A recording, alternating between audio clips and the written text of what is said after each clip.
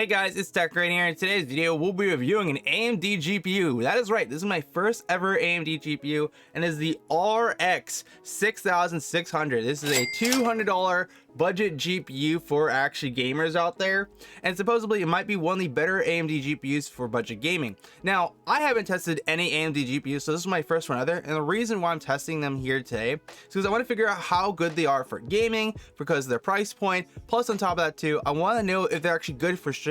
Supposedly the coders are iffy, so I want to verify if I can recommend to other people out there when I'm looking at AMD GPUs, because most times around I won't recommend an AMD GPU people who like to game and stream, because the actual coder on it supposedly is bad. So we're gonna be able to test that and a bunch of other stuff, but for right now though, we got to get into the unboxing and specs. Before we get into the unboxing, let's go over some information about this GPU. This is the RX 6600 fighter from PowerColor. Now this GPU has 8 gigs of VRAM, which is GDDR6.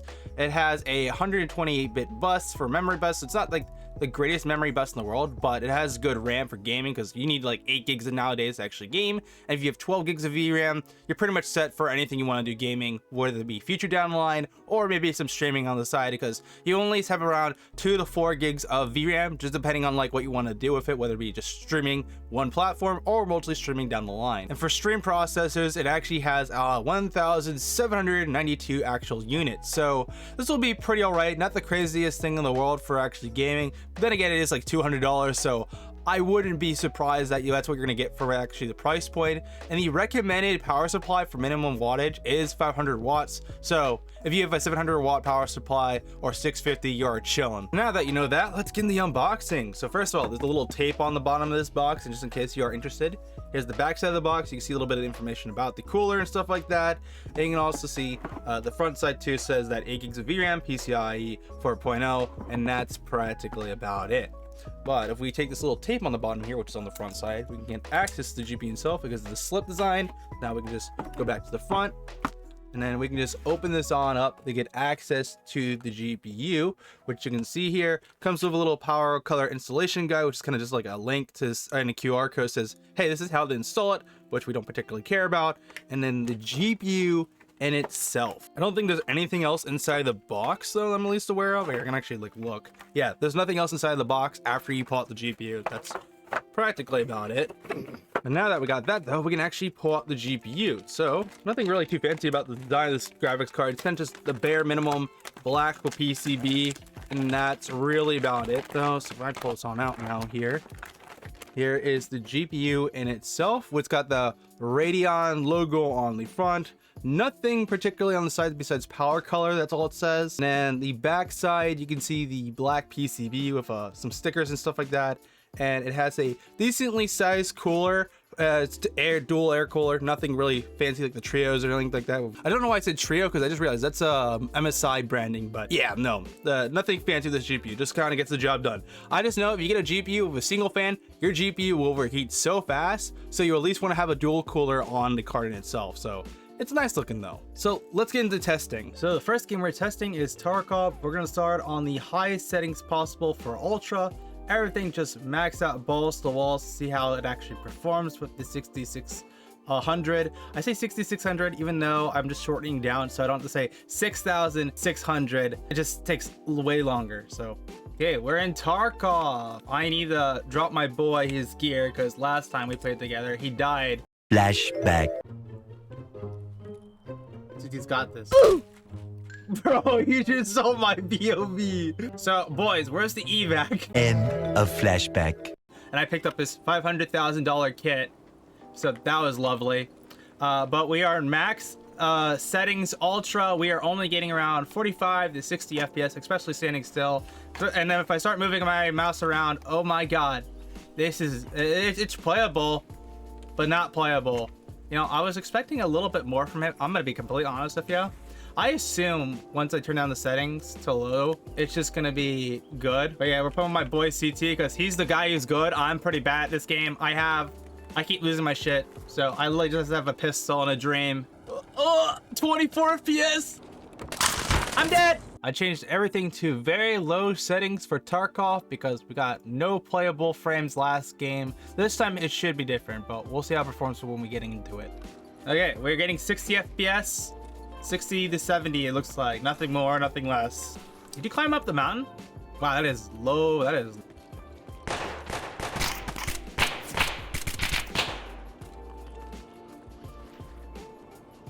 Trying to find the scab.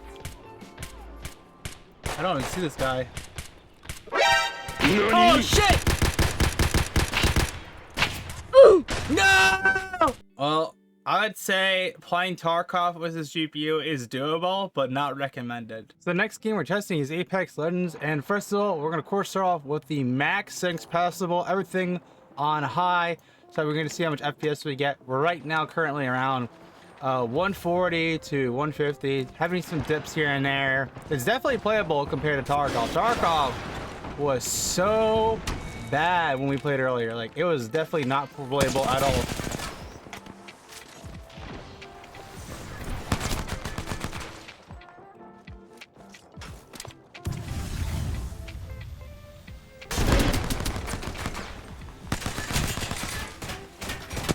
I might have said there's no shot, you're not dying from that.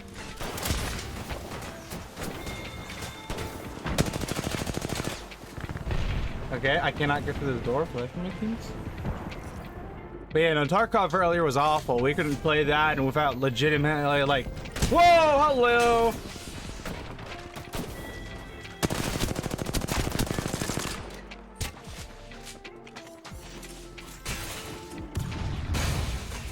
I'm actually surprised it did not hit him right there. But yeah, no, Tarkov was like on low, very low, and high. It was like low, very low was playable, but not recommended. And on high, it was not playable at all. It legitimately was not playable. We would die so fast. It was actually ridiculous. Okay, so I have maxed out everything to the lowest settings possible. This is kind of the optimal settings if you were to play Apex to get the most FPS possible. So far, we're over 200 FPS consistently, which is very good. And we're at 240 right now to almost near 300 at times. Like, this feels nice. Now this feels good. Compared to like when we were from 130 to 160 was like, it was good, but it could have been way better. So yeah.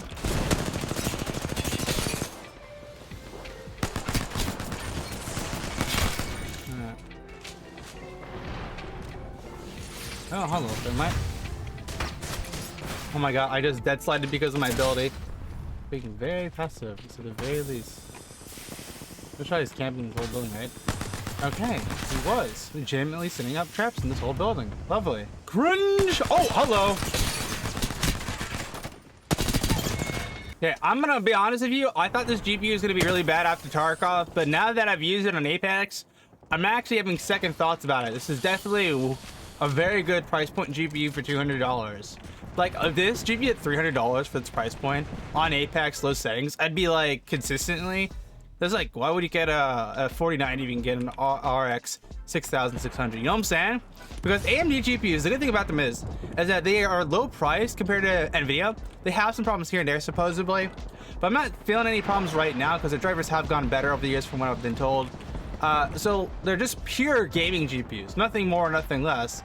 They do have streaming encoders, but I'm not too sure on how they're actually going to turn out. I plan to do a separate video testing the encoder for different videos. If you don't miss on that video, definitely get subscribed. So it's Fortnite time. Now this is gonna be interesting. I have Fortnite set to ultra right now for the highest settings possible. Now I don't expect anyone to play on epic settings on Fortnite. It is not recommended. It is pretty awful for most GPUs. And like right now you can see like, oh, it is hammering the RX 6600. I assume when we touch the ground will be better, but like, oh, this is not playable. I mean, the same feel I had when I was playing, what was it, Tarkov? Like, it's not like 60 FPS.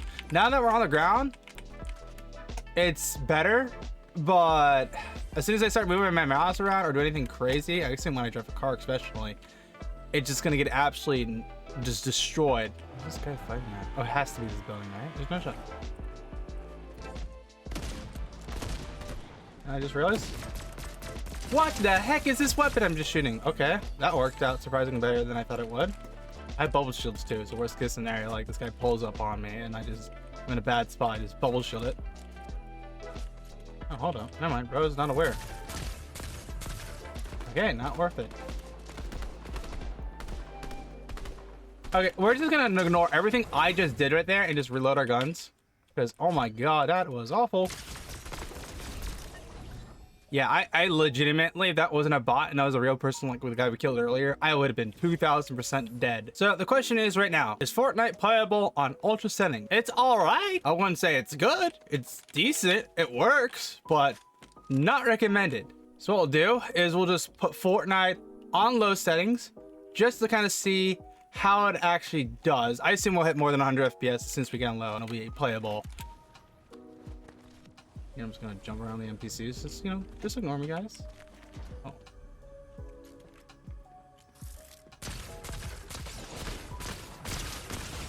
Yeah, I'm about to say.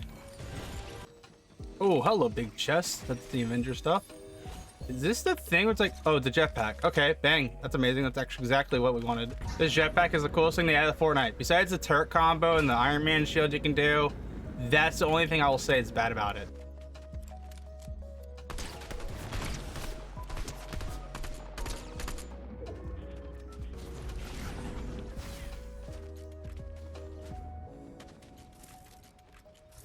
This guy's running. As soon as he sees me, actually, I start landing shots on him. No way you got up there. Okay, we're both whiffing really, really bad right now. And it's actually insane how bad we're whiffing. I hate that tree, bro. This guy's in such a good spot. I don't know how I'm going to challenge him, to be honest with you. I'm just not going to fight this guy. What up?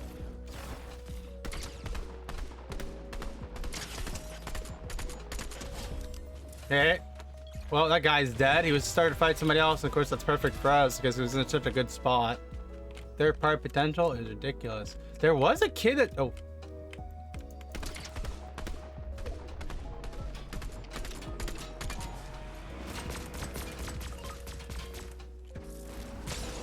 What the blue hell? What is this BS? This ain't Fortnite. What was that? Okay, I don't even know what to say about that. What? Dude, bro just bodied me. Fortnite is definitely in a weird state because I have no idea. Bro has Iron Man boosters, a jetpack, and some Black Panther claws. What is this kit, bro? What is Fortnite? Next up, we're testing Valorant. Of course, everything's on high first off for testing just to kind of see how it actually performs. So I'm expecting this to hit over 200 FPS on Valorant. Then when we go low, over 300. But we're gonna of course see when we get in TDM. Okay, so we're in. We're over 200 FPS, near 240 at times, and I just got absolutely bodied right there. Definitely pretty playable right now. In some areas, it seems to be lower than 240, which is kind of the thing with it. But it is working. In like these corridor areas, we hit over 200 at times. But it's nothing like really insane. Oh, not the warm-up's over. You know for a fact I'm gonna walk out here and get a free kill because I'm just gonna spawn right there, right? No? I'm not the best at this game. I'm not good at tactical based shooters. One tap them in the head, yep, I'm gonna miss every single shot and shoot them everywhere but there.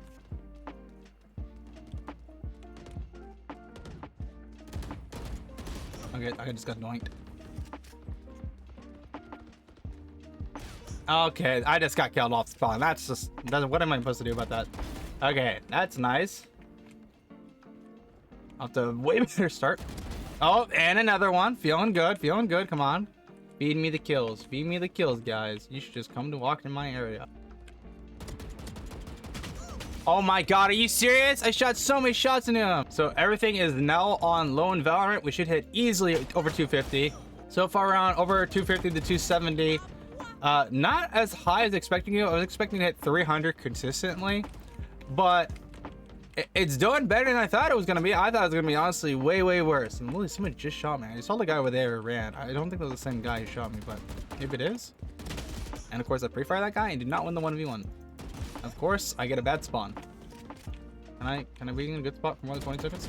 Oh my god! I literally shooting one guy, get shot by another guy. Are you serious? Okay, there's no shot you don't like get knocked from that, right? Oh, when was the 300 FPS for a second there? Okay. Well, I think Valorant is playable in this GPU. Definitely FPS worthy. Would I recommend it for people? I don't know, man. Depends on your game, really. I was gonna do another video a little bit later here where I test a bunch of games on this GPU, see how it performs gaming-wise. So if you do want to see a video and see one of your games you play on in that video, let me know in the comments which games would you like to see tested on this GPU. It's probably gonna be like a 20-minute video. Be like, hey, this is the GPU testing, and then just 20 minutes of games, different games. So from low to high. Let's get to my final thoughts about the RX 6600. Do I think it's a good GPU for $200? Well, supposedly when it was first released, it was around like a $300 to $400 GPU. So if you're buying it for that much and the performance you get in, especially in more intense games like Tarkov and stuff like that, especially Zoom and Rust isn't gonna get that much FPS. It is not a $300 or $400 worth GPU. Now that they decreased the price of it, you can find it for like $189. That's where I got it from Micro Center. Plus tax was like a few extra bucks. It was like a total of $202, which is still not bad. A GPU for around $200 that performs really good FPS shooters near 240 consistently, almost near 300 at times. I say it's pretty good. Now, do I think it's worth the $200 or should you save up for a $300 GPU? I'm not gonna lie, if you're just looking for pure gaming, this GPU is really good for a budget PC build for $200. Now, if you do want a little bit more performance, you could spend around another $200 to get like a 4070 and stuff, or even like a 3060 to 4060. And you probably would get a little bit less FPS in some games, but you definitely would get more FPS and like FPS shooters than this actual GPU. There are plenty of videos on YouTube too that can like show different results, like what this GPU does against this GPU. And by the way, can I just say those videos are amazing because they just kind of compare the one another to another. And I might make some of those videos too myself because honestly, they're really cool. I like the whole idea of testing and getting your GPUs against one another to see like the actual results and how they perform. But yeah, let me ask you guys a question. For $200 for this GPU, do you think it's worth the price? Do you think AMD is good? Let me know in the comments down below. If you guys enjoyed my review here today, make sure to smash the like button and get subscribed because later here we will be using this for a $800 PC build video on AM5, so you don't want to miss out on that. Definitely get subscribed. We got a bunch of more videos coming. And guys, thank you again for 10,000 subscribers. I really appreciate it. We're gonna try to go to 100K now, but we'll aim low for the time being for 20,000 for next year. But dude, if we get 100K, that'd be amazing. That's always been one of my like goals with YouTube. I had a gaming channel, never really got there. So I think we can do it. I think we can do it here on the Tech channel. But until then, have a great day. Tech Grant out.